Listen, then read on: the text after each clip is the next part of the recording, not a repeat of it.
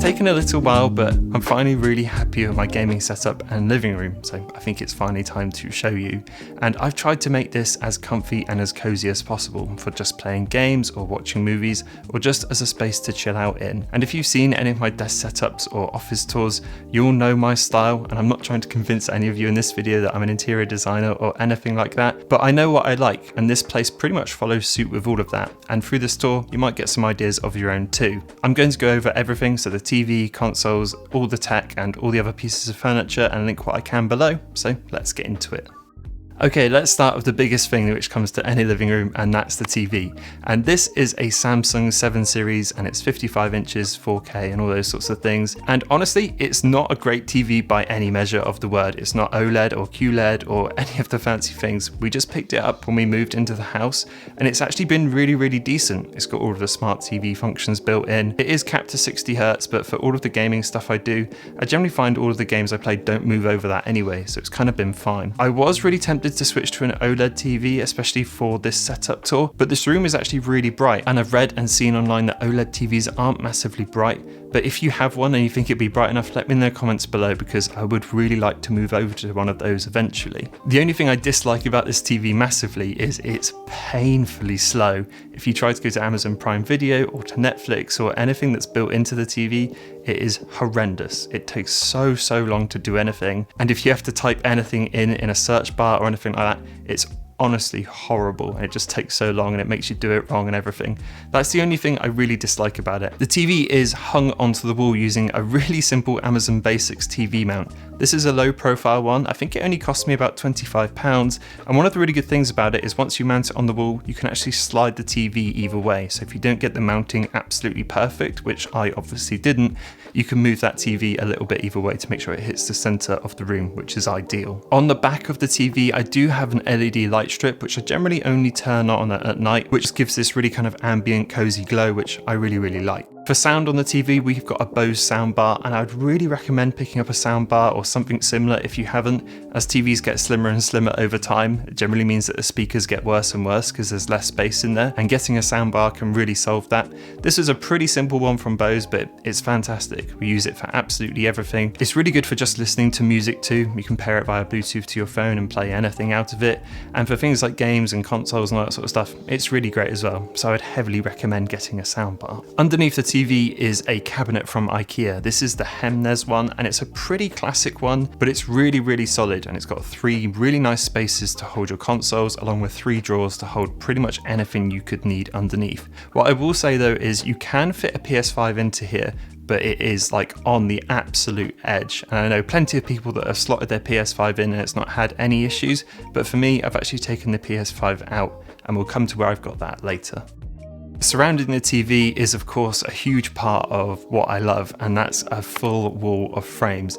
Now this art is from all over the place, and I'll try my best to link who I can below, but we pick up a lot of this stuff from random internet websites or from people in person at events and conventions and things like that, and it all kind of matches a similar style, which is kind of this Japanese inspired graphic design. Of course the biggest frames up there are from Studio Ghibli, which is my favourite kind of animation studio, but then there's loads of other little ones which all fit into that sort of style, and I really like this look. I know a lot of people would potentially leave a TV wall blank so you can just focus on the one thing, but I really like the idea that the TV is also a frame, and kind of hiding it within a wall of frames to me just feels completely natural. That wall behind the TV as well is pink, and it's the same pink from the studio. It's actually literally the same pink from the studio, the same bucket of paint, and we had just enough to get that wall sorted.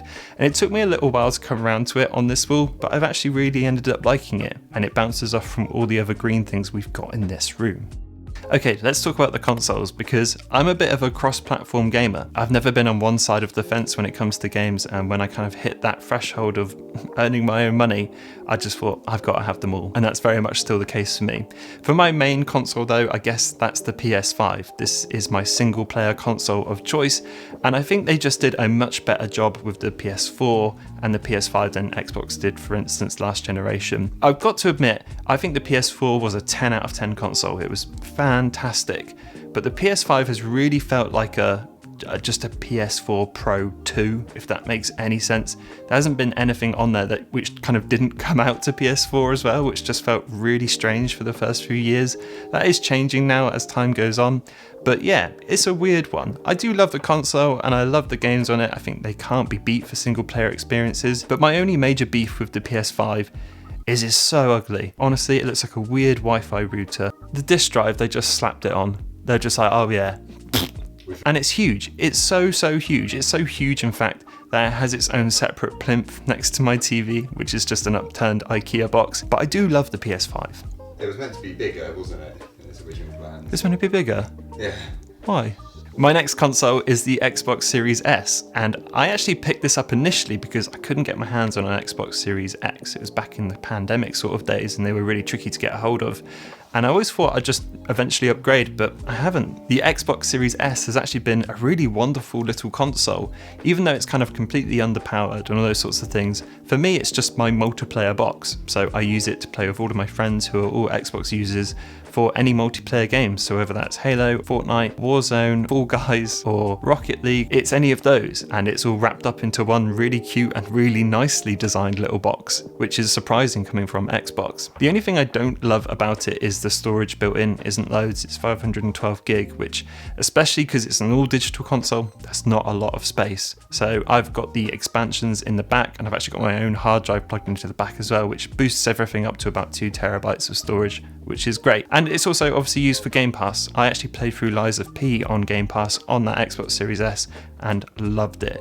It's very rare that I actually see a Game Pass game come to it that I really want to play, but I played that and thought it was wicked. So yeah, Xbox Series S, decent little console. Next up is my favourite console of this generation, if you can still call it this generation, and that's the Nintendo Switch OLED. Nintendo really nailed it with the Switch, and the exclusives on there have just been absolutely wonderful. It contains a couple of my favourite games of all time, which are Zelda Breath of the Wild and Tears of the Kingdom, and the fact that it's all on a console which you can kind of like take with you anywhere is pretty amazing. It's in definite need of an upgrade, I'll hold my hands up to that. It's clearly at the end of its life, and that's cool. I'm here for a Switch 2, but an absolutely unbelievably good console, and definitely the one I probably sunk the most hours into. Okay, so the last console, and it's probably the most interesting one I have in this lineup, is my SNES.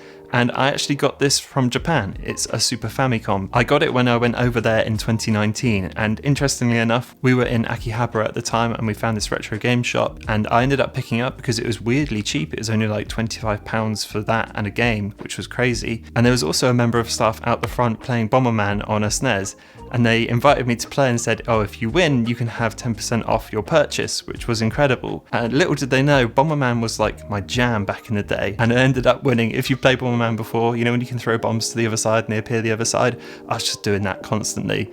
And I won, and she absolutely couldn't believe it. She's like, oh my god, sign my receipt. I went back inside and got this discount off my SNES, which I was really happy about. And since then, it stayed here. I've got it hooked up to the TV through this HDMI kind of adapter thing, which isn't perfect by a long shot, but it still lets me play it. And it's a really fun kind of thing to reminisce about, especially when I think about going to Japan. The last thing I was debating about bringing downstairs was my gaming PC from upstairs, and to use it with Valve Big Picture mode and just enjoy having a gaming PC on the side here as well. But I haven't got around to it yet, but if any of you use it, do let me know what that's like linked up to a TV, because I'd really like to know that. But anyway, that pretty much rounds up all of the consoles I own. To the right hand side of my TV as well, I also have a gaming locker. This is from Mustard Made, and you may have seen this around in other setups, but I really like these lockers, and this sage green one just fits perfectly into this setup. This holds all of my physical games. I tend to find now it's very rare I seem to be switching physical games at all, but I do still like buying physical games, so I have them all stacked up neatly in this cage on the top, and I can easily go in there and grab them if I need to. Underneath there is actually a small charging station. I did have all of my controllers in here initially, but they're a bit too tricky to kind of easily access, so I just have a USB-C cable in here, which is actually really long, and I can just charge up any controller and put it in there. That's pretty much all that houses. The only other thing I have in there is stuff I regret buying. This entire setup is of course cable managed as well, and not only are we using different camera angles to hide the cables, but I've actually done quite a lot of work here to make sure that no cables are really on show. When it comes to the TV and the consoles, which are obviously full of cables, the easiest thing I've done here is to use a tiny bit of white trunking on the right hand side, and I put all of the cables into that, and then they all feed into the TV. I could take this a little bit further by painting it the same colour as the wall, but I actually think the white looks kind of nice and it gives it a sense that everything's connected. Otherwise, all of the cables and stuff you see here are just kind of tucked away and hidden quite neatly, and it's one of those things I always recommend to a lot of people who are looking to upgrade their setup, is to just hide those cables away. It doesn't take too long and it makes everything look so much better. When it comes to furniture, our main sofa is a corner one in grey, and it's from Wayfair, which is this huge website in the UK which seems to sell absolutely everything. And it's been pretty decent. Sofas tend to hang around for a really long time, so getting a neutral colour seems to be the move. You can then use like blankets or pillows or cushions or anything like that to make sure it kind of stays up to date in terms of style, which is really useful. Its main purpose though is it's now Pocky's bed, and that's absolutely fine by me. Whenever we're sitting here watching a film or a series or just playing games or anything like that, he'll always just come and curl up and just go straight to sleep. The coffee table which we've got in front of the sofa is just from Etsy. It's this really nice kind of solid wood, and it's got these kind of nice thin pin legs which look really nice, and that's really sturdy and solid, which has been decent. Behind the sofa is a couple other bits as well. We've got this large storage unit from made.com which has been really good, again really sturdy and full of storage, which is great. We've also got some frames up there as well, and it's a bit of an incomplete feeling at the moment, but they are up there. And we've got this Avatar one which I absolutely love. We got that from going to see the live concert, which was absolutely incredible. I got my bag on a hook as well, which is something else I got from the studio and I brought home, which means I can just bring a bag and put it in here rather than take it up to the office, which is useful, especially when you're using a daily bag. And underneath that, we have a crate full of our favourite snacks, which are these Transformer snacks at the moment. And there's obviously some plants back here too as well, and plants are one of the easy ways to kind of make your space feel a bit more complete. They come in a load of different textures and sizes and shapes, so you can pretty much sculpt a plant to fit anywhere in your room, and I really like doing that. All of the ones we've got in here are real as well, apart from one which is by the mirror, which is really large, but otherwise they're all real and they all fit really nicely into the space. When it comes to lighting in this space as well, you'll probably notice, but during the day, there's no need to have any lights on. I've got these huge windows and everything, so during the day, I don't have any need for any external lights.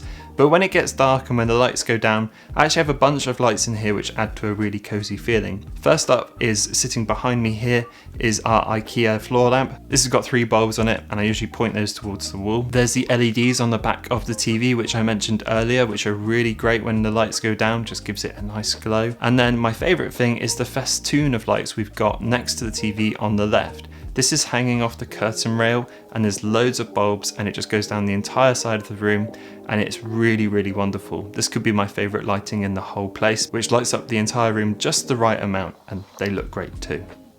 So that's the overall tour, but before I go, I did want to touch very briefly on kind of design and how I made this place look like it does, because honestly it's not an easy process. It took me a really long time to figure out exactly what I like, and getting this room to this point was loads of years of preparing, from getting my first office space to the studio space to moving out of the flat into a house and all those sorts of things. So don't worry if you just look at your living room or any room and just think, I don't know what I like. The best thing I'd recommend doing is honestly getting on Pinterest and then scrolling through there. A lot of this setup came from a single Pinterest post, which I'll put up here so you can see it. But a lot of the stuff that I really like in this room came from there, and adding in all of the stuff that I really like, whether that's from TVs, movies or games or anything like that. Again, it's not perfect by a long shot, and I'm not trying to convince anybody it is. I'd absolutely love it if we could have wooden floor in here. I'd love to get a new sofa, and I'd love to find a way to completely hide all of the wires, but that will come with time. So yeah, what I would say is don't worry about it if you haven't got there yet. Your style will kind of evolve over time, and then when you finally get it to a place, you can show it off, and it's a really great feeling, especially when people say it looks nice. Okay, that rounds off my entire gaming setup and living room tour. This is where I spend most of my time when I'm not at the studio, or if I'm not working and just want to play some games or watch some films. I hope you enjoyed it. If you did, pop a like, that would be awesome. And if you've got any more experience on OLED TVs, please let me know in the comments below, because I would really like to jump to one. Anyway, I will see you all in the next one.